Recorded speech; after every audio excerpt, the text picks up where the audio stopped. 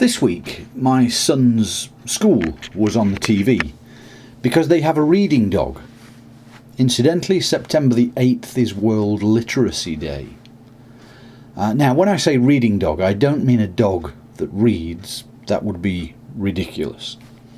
But a dog that helps the children at the school to read. So I thought I'd talk about the research behind this idea of introducing a dog to the classroom to help children to read. It's fairly common knowledge that stroking an animal or being around an animal, usually a dog or a cat, can relax you, lower your blood pressure, help to take away the stress. Studies going back to the early 1980s support the idea that dogs and other pets have health benefits for people. Pets have been shown to lower blood pressure, as I said, improve recovery from heart disease, and even reduce rates of asthma and allergy in children who grow up with a pet in the house. Pets also improve people's psychological well-being and self-esteem. See, for example, research by Shykoff and Izzo in 2001. The Harvard Medical School even has its own dog, which they call a therapy dog, to help staff twice a week to cope with the demands of their working lives and their lives more generally. So this idea of reading dogs, well, it started in the USA. Most things do, I suppose. They were first tried out in November 1999 in Salt Lake City, and since then the idea has gained traction and reading dogs are now common all across America. The idea seems to have come across to the UK in just before 2010, I think, which is when the Guardian newspaper first published a story about it, and it still periodically makes the news, as it did this week when my son's school was on TV. So let's think about what the dog actually does then in the classroom. Well, not very much actually. It just sits or lies next to the child who is reading. Which might beg the question, how is it useful?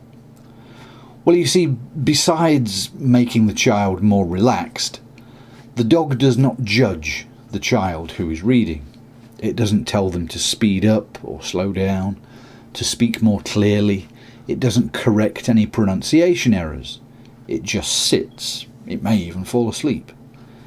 Hence, the dog helps the reader to grow their confidence in reading aloud, and that can motivate the child to read more.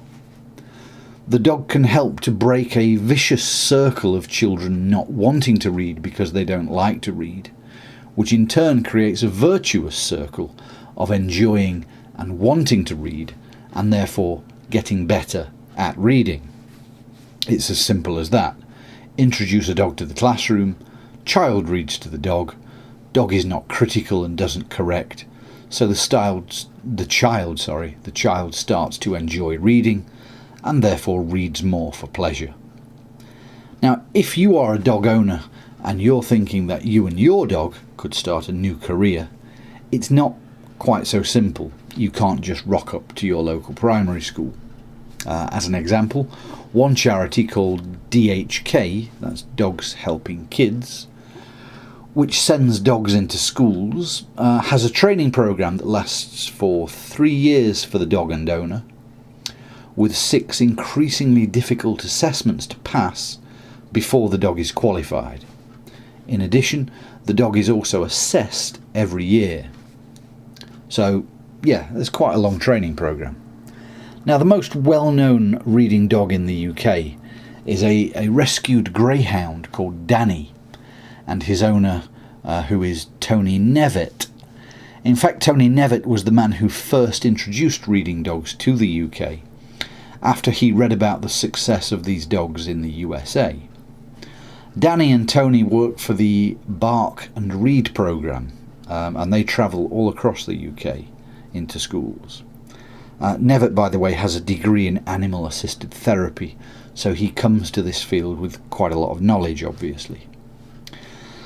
Now, there have been some research project specifically into reading dogs, 3 researchers, Hall, Gee and Mills, reviewed a number of studies into these and published their findings in 2016. They concluded that there was some evidence for improvement in reading as a result of these reading dogs, but they cautioned that the evidence was not particularly strong. On the other hand, anecdotal evidence from schools where dogs have been introduced is wholly positive, and it receives always very positive press coverage. It is certainly positive in my son's school, where a dog called Toby, that's a cockapoo, which is a cross between a cocker spaniel and a poodle, is very popular with all of the children. Very interesting. Thank you.